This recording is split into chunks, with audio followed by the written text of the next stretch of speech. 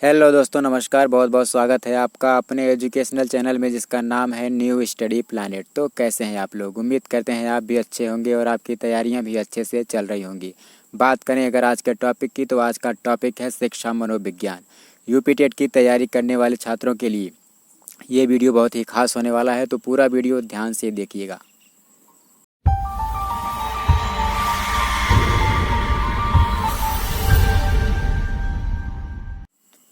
तो चलिए लेते हैं आज का अपना पहला प्रश्न। हमारा आज का पहला प्रश्न है, शिक्षा का अर्थ नहीं है। शिक्षा का अर्थ नहीं है, क्या नहीं है? विकल्प है योग्यताओं का विकास, सा विद्याया विमुक्तये, शारीरिक विकास, या फिर ज्ञानम मनुजस्य तृतीयम नेत्रम। कौन सा विकल्प यहाँ पे सही हो जाएगा? यहाँ पे पूछा है कि शिक्षा का अर्थ नहीं है, तो यहाँ पे विकल्प आप देखिए, विकल्प सी यहाँ पे करेक्ट आंसर दिखाई दे रहा होगा, शारीरिक विकास। ठीक है, चलिए अगला प्रश्न क्या है?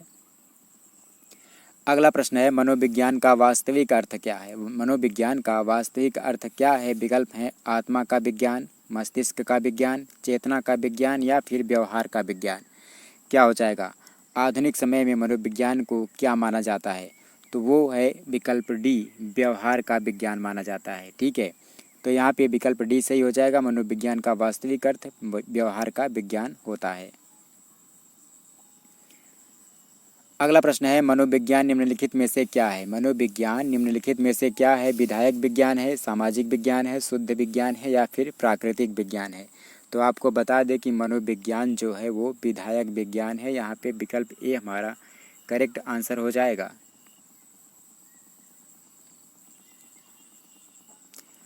अगला प्रश्न क्या है? अगला प्रश्न है, मनोविज्ञान मानव प्रकृति का अध्ययन है। मनोविज्ञान मानव प्रकृति का अध्ययन है, यह परिभाषा किसकी है? विकल्प हैं बोरिंग, लैंगफील्ड, वाबेल्ट की, थॉर्नडाइक की, पिल्सबरी की, या फिर रॉस की परिभाषा है। किसकी परिभाषा है? तो ये परिभाषा है किसकी? बोरिंग, लैंगफील्ड व वेल्ड की।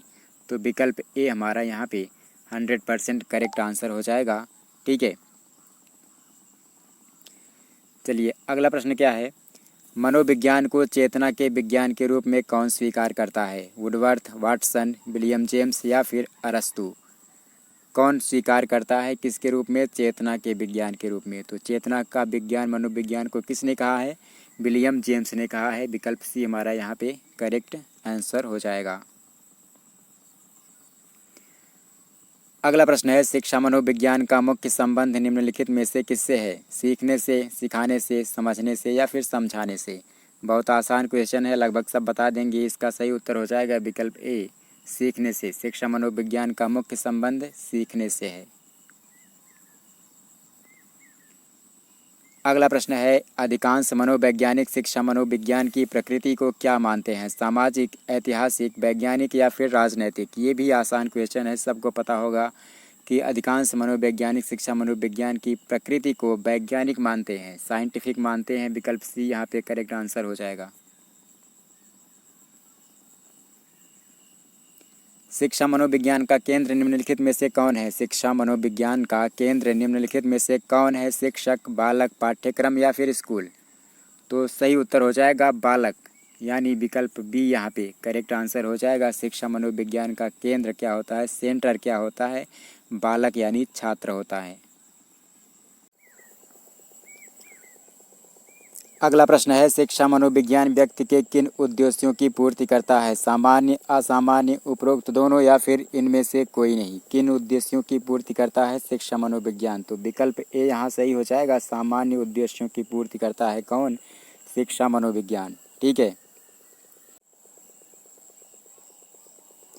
अगला प्रश्न है, मनोविज्ञान को किसका अंग माना जाता है? मनोविज्ञान को किसका अंग माना जाता है? दर्शन शास्त्र का, अर्थशास्त्र का, समाजशास्त्र का, या फिर इतिहास का। किसका अंग माना जाता है? तो ये मनोविज्ञान जो है वो दर्शन शास्त्र का अंग माना जाता है, यानी फिलॉसफी का। तो विकल्प ए यहाँ हमारा करेक्ट आंसर हो जाएगा। अगला प्रश्न क्या है? साइकोलॉजी शब्द की उत्पत्ति किस भाषा से हुई है? साइकोलॉजी शब्द की उत्पत्ति किस भाषा से हुई है? यूनानी भाषा से, ग्रीक भाषा से, फारसी भाषा से, या फिर अंग्रेजी भाषा से।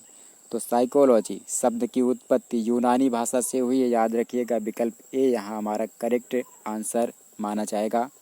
ठीक है, नेक्स्ट क्वेश्चन है, मनुष्य एक मनोवैज्ञानिक प्राणी है, राजनैतिक प्राणी है, सामाजिक प्राणी है या फिर ऐतिहासिक प्राणी है? किस तरह का प्राणी है मनुष्य? तो ये बहुत ही फेमस उक्ति है, मनुष्य एक सामाजिक प्राणी है, तो विकल्प सी यहाँ पे करेक्ट आंसर हो जाएगा।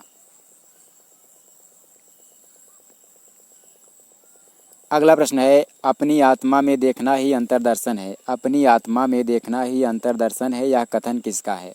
प्लेटो का है, टिचनर का है, पिल्सबरी का है या फिर रॉस का है? किसका है? ये कथन है टिचनर का, यानी विकल्प बी यहाँ पे करेक्ट विकल्प हो जाएगा। अगला प्रश्न है, मनोविज्ञान के विकास में सबसे अधिक सहायता किस पद्धति ने पहुंचाई है? मनोविज्ञान के विकास में सबसे अधिक सहायता किस पद्धति ने पहुंचाई है? प्रयोगात्मक, अवलोकन, निरीक्षण या फिर उपरोक्त सभी? तो सही विकल्प हो जाएगा प्रैक्टिकल, यानी प्रयोगात्मक जो पद्धति है उसने मनोविज्ञान के विकास में सबसे ज़्यादा सहायता पहुंचाई है, तो विकल्प ए हमारा सही आंसर हो जाएगा। अगला प्रश्न है, किस वातावरण में किया गया निरीक्षण ही परीक्षण है? नियंत्रित, अनियंत्रित, प्रकाशमय या फिर अंधकारमय? तो क्या हो जाएगा? विकल्प ए यहाँ पे सही हो जाएगा, कंट्रोल्ड, यानी नियंत्रित वातावरण में किया गया निरीक्षण ही परीक्षण कहलाता है। अगला प्रश्न है, बाल्यावस्था में व्यक्ति का व्यक्तित्व क्या होता है? अंतर्मुखी, बहिर्मुखी, दोनों या फिर उपरोक्त में से कोई नहीं?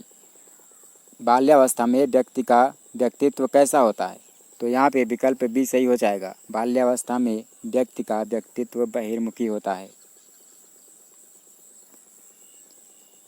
अगला प्रश्न है, बाल्यावस्था को जीवन का अनोखा काल किसने कहा है? बाल्यावस्था को जीवन का अनोखा काल किसने कहा है? कोल व ब्रूस ने, स्ट्रैंग ने, कुप्पुस्वामी ने या फिर रॉस ने? तो सही विकल्प कौन सा हो जाएगा? सही विकल्प हो जाएगा, बाल्यावस्था को जीवन का अनोखा काल कोल एवं ब्रूस ने कहा है, तो विकल्प ए हमारा सही विकल्प माना जाएगा।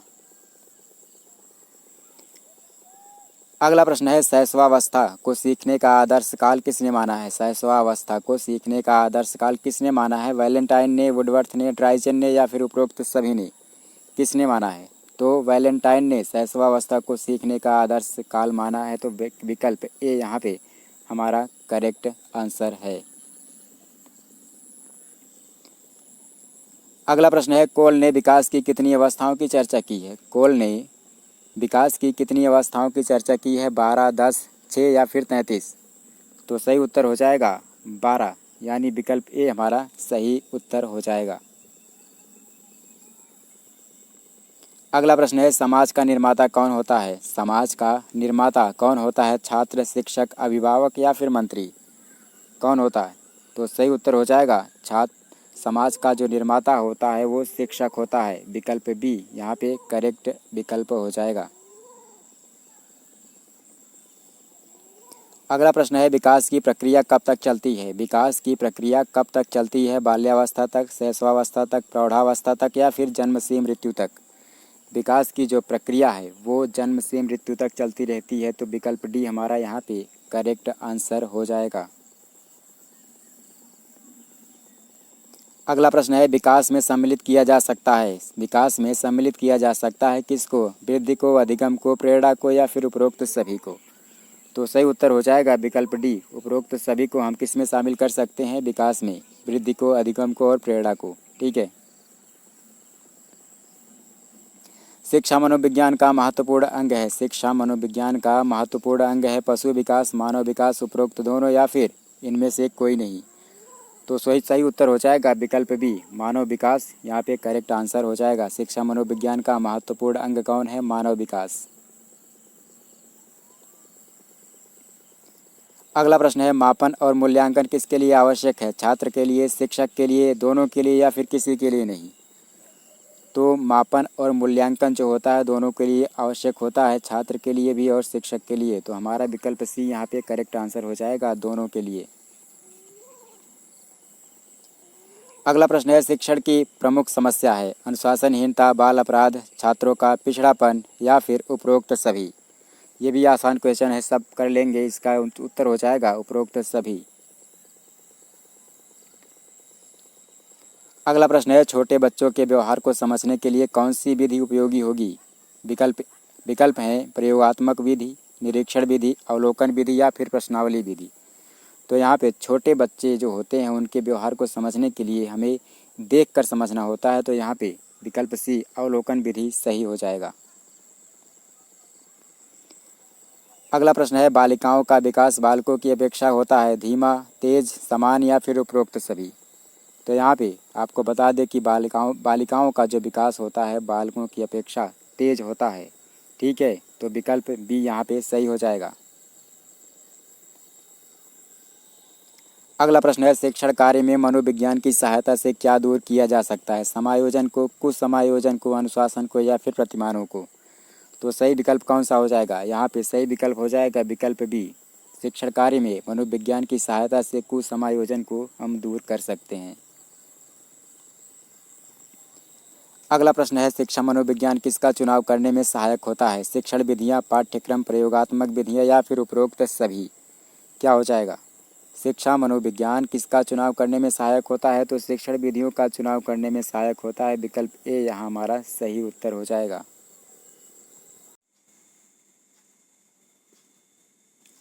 हमारा आज का अगला और आखिरी प्रश्न है शिक्षा मनोविज्ञान अध्यापकों की तैयारी की आधारशिला है, यह कथन किसका है, स्किनर का, डगलस का, हॉलैंड का या फिर मन का।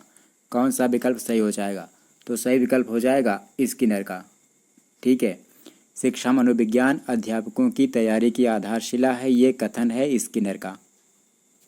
तो इस वीडियो में फ़िलहाल इतना ही। अगले वीडियो में एक नए टॉपिक के साथ आपसे मिलेंगे, तब तक के लिए नमस्कार। और हाँ, अगर आप हमारे वीडियो पर नए हैं तो चैनल को सब्सक्राइब जरूर कर लें।